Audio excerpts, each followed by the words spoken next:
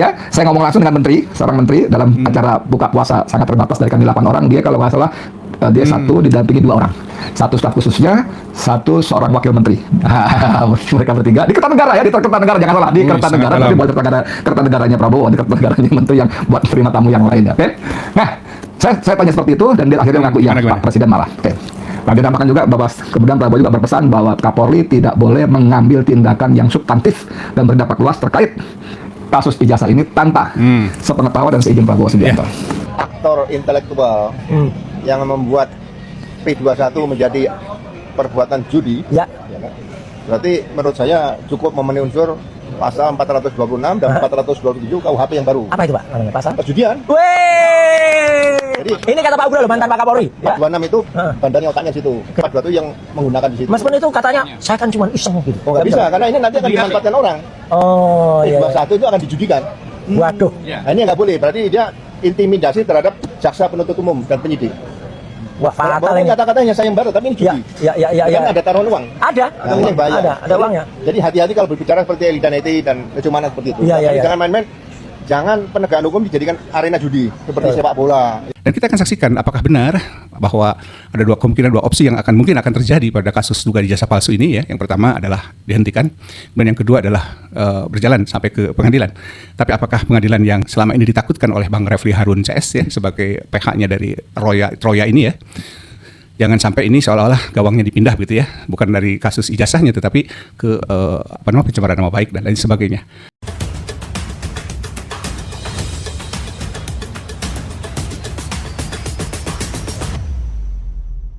Nah, ya, jadi yang perlu saya tegaskan adalah P21 itu kewenangan jaksa peneliti dan itu adalah kewenangan lembaga kejaksaan. P21 itu tidak bisa dicek di Polda. Kalau P21 itu dicek di Polda, ya pasti sudah diumumkan oleh Polda.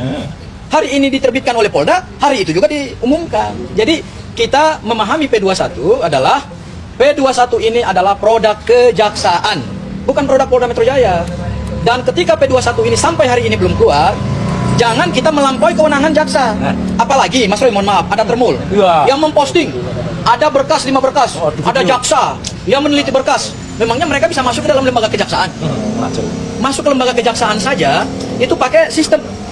Hanya orang-orang yang punya kepentingan yang bisa masuk ke kejaksaan. Katanya ada termul-termul yang masuk, kemudian memfoto, dan kemudian diposting. Janganlah. Ayo, kita didik masyarakat untuk taat dan sadar hukum. Ya.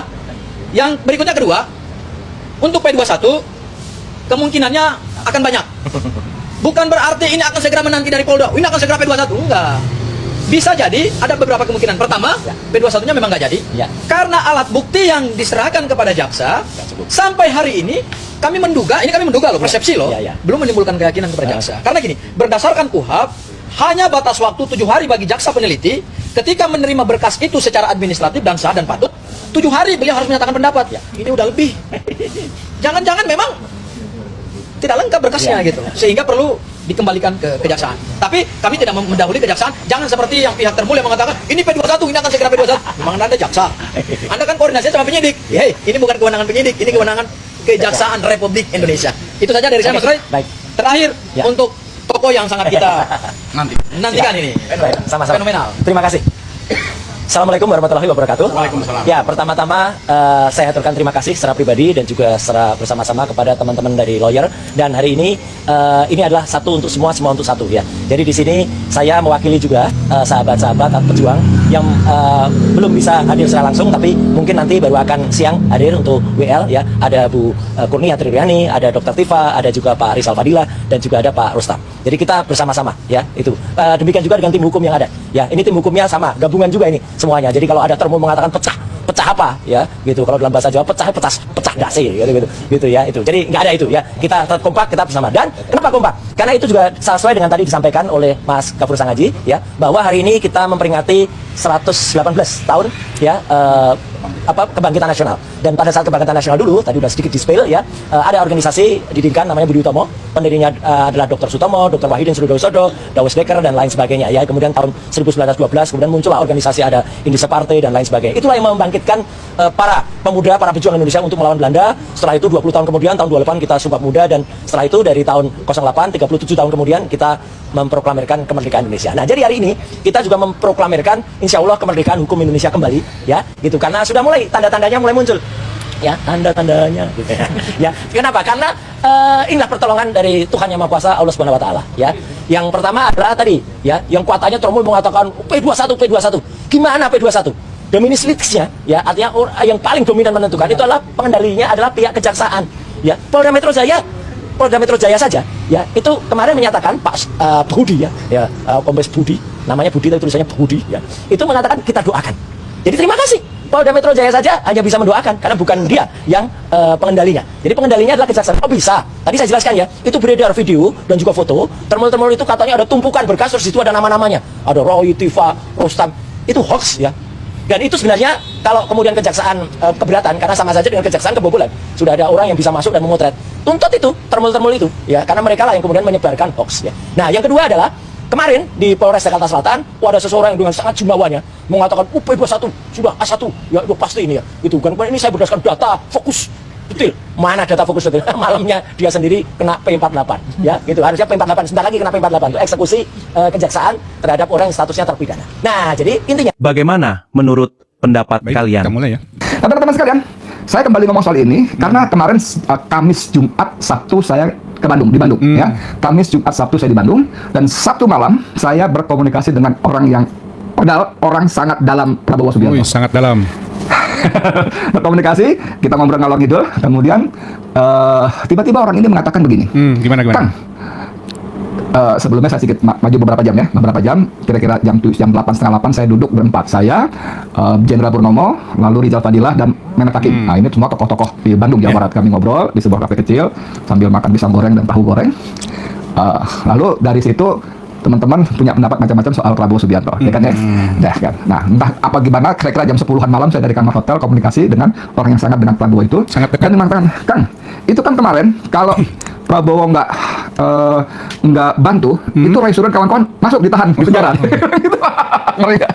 Ngeri nggak? Ngeri. Jadi saya coba kaitkan benang merah, ya. Karena apa? Karena sebelumnya mundur lagi ketika Ramadan, ya, saya ngomong langsung dengan seorang menteri dalam acara buka puasa sangat terbatas dari kami 8 orang. Dia kalau nggak salah dia satu didampingi 2 orang, satu staf khususnya, satu seorang wakil menteri. Amin. Mereka bertiga di Kertanegara, ya, di Kertanegara, jangan salah, di Kertanegara, tapi bukan Kertanegaranya Prabowo, di Kertanegaranya menteri yang buat terima tamu yang lain, ya. Oke. Nah, saya tanya seperti itu dan dia akhirnya mengaku iya, Pak Presiden marah. Oke. Nah, dia tambahkan juga bahwa kemudian Prabowo juga berpesan bahwa Kapolri tidak boleh mengambil tindakan yang substantif dan berdampak luas terkait kasus ijazah ini tanpa sepengetahuan dan seizin Prabowo Subianto. Oke, karena maju lagi pada Jumat malam saya komunikasi dengan orang yang sangat dekat juga pada Presiden Prabowo. Dan Kang, itu kan kalau Prabowo nggak bantu, maka Roy Suryo dan kawan-kawan itu dipenjara, sudah ditahan. Dan dia mengatakan Roy juga tahu, dia bilang gitu. Bismillahirrahmanirrahim. Assalamualaikum warahmatullahi wabarakatuh. Apa kabar sahabat channel? Semoga sahabat selalu diberikan kesehatan lahir dan batin oleh Allah Subhanahu wa taala, ya, dan semoga urusannya selalu dipermudah dan selalu diberkahi. Amin. Ya rabbal alamin. Sahabat, sesuai dengan judul konten ini bahwa Prabowo marah. Tapi di sisi lain Roy Suryo bersorak, ya, dan Termul pun semakin panik dan tersudut. Apalagi ada 2 orang, ya, yang disebutkan di konten di video sebelumnya, ya, itu Eli Daneti dan Lecumanan, ya, terancam pasal karena dianggap terseret sebuah pasal perjudian, begitu, ya. Diduga kuat ini terkait dengan apa yang sudah pernah disampaikan oleh Eli Daneti dan Lecumanan yang akan memberikan hadiah. Ini terkait dengan peristiwa di mana Eli Daneti dan Lecumanan berjanji akan memberikan hadiah, ya, jika P21 ini terjadi. Dan tadi sudah jelas, ya, bahwa P21 ini yang mengeluarkan adalah kejaksaan, ya. Itu ada semacam salah persepsi atau salah paham, begitu, ya, sehingga seolah-olah polisi nanti yang mengeluarkan P21 atas kasus yang selama ini menjerat Roy Suryo dan Dr. Tipa dan kawan-kawan, ya, tentu saja. Nah, sahabat, terkait dengan 2 termul ini tentu nanti kita akan ikuti bersama perkembangannya, apakah benar-benar mereka ini akan atau harus membayar masing-masing 5 juta, kalau 10 juta kalau tidak salah ya, 5 juta dan 10 juta. Entah siapa yang 5, siapa yang 10, saya lupa lagi. Tapi intinya bahwa mereka sudah offset ya. Pak Ugroseno mengatakan bahwa ini bisa menjadi sebuah atau dianggap sebuah tekanan ya bagi pihak kepolisian, karena ini seolah-olah sudah dijadikan sayembara begitu ya. Kurang lebih seperti itu pada video awal tadi ya. Dan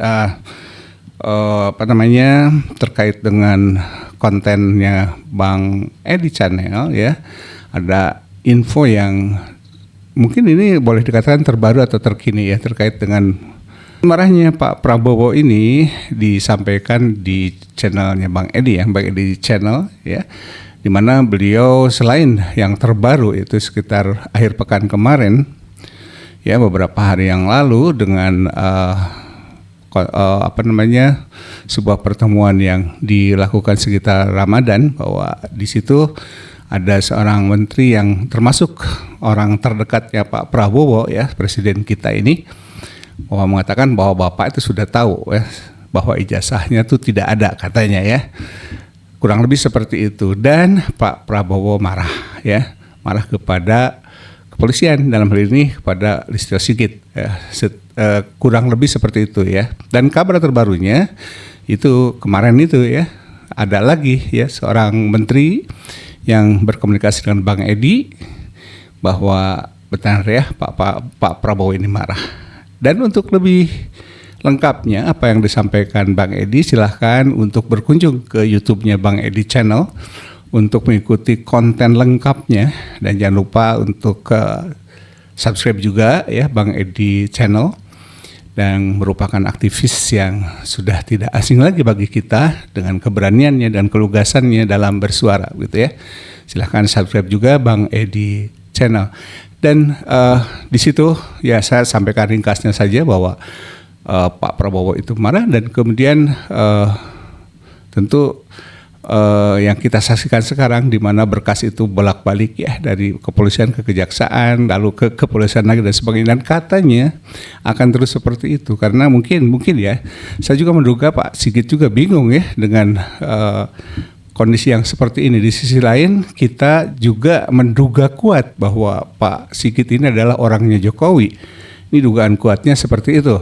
Sedangkan Pak Prabowo adalah tentu merupakan atasannya dari Pak Listio Sigit, karena beliau bertanggung jawab langsung kepada Pak Prabowo. Dan ini pasti sebuah kebingungan yang bisa kita bayangkan ya, sedemikian rumitnya apa yang dihadapi oleh Pak Listio Sigit.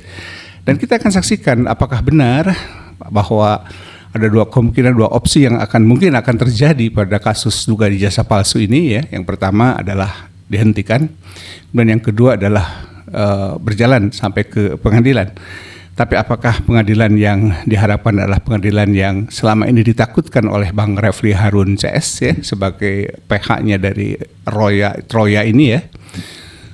Jangan sampai ini seolah-olah gawangnya dipindah begitu ya, bukan dari kasus ijazahnya tetapi ke pencemaran nama baik dan lain sebagainya.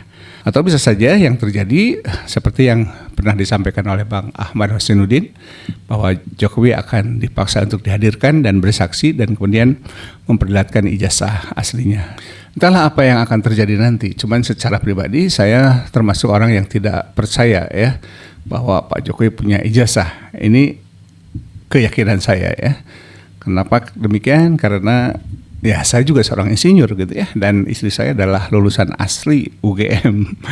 Dan saya sudah tanya juga ya istri saya, "Mah gimana?" Menurut dia nggak percaya katanya. Nah itu keyakinan ya, keyakinan saya yang juga sama-sama seorang insinyur. Bahkan saya pernah mengikuti sebuah podcastnya Pak Rias Rashid, dia seorang pakar otonomi daerah yang juga mantan menteri ya. Beliau belak-belakan itu tidak percaya dia seorang sarjana, karena cara berpikirnya tidak menggambarkan sebagai seorang sarjana yang pola pikirnya selalu runut gitu ya, seorang sarjana itu, karena diajarkan seperti itu ya. Oke sahabat, mudah-mudahan bermanfaat, dan jangan lupa sekali lagi saya sampaikan, untuk mengikuti info selanjutnya yang lebih lengkap silahkan kunjungi Bang Edi Channel terkait dengan konten cuplikan konten yang tadi saya sampaikan. Semua bermanfaat dan terima kasih sudah menyimak. Sehat selalu, lancar selalu urusannya, dan salam akal waras. Wassalamualaikum warahmatullahi wabarakatuh. Merdeka!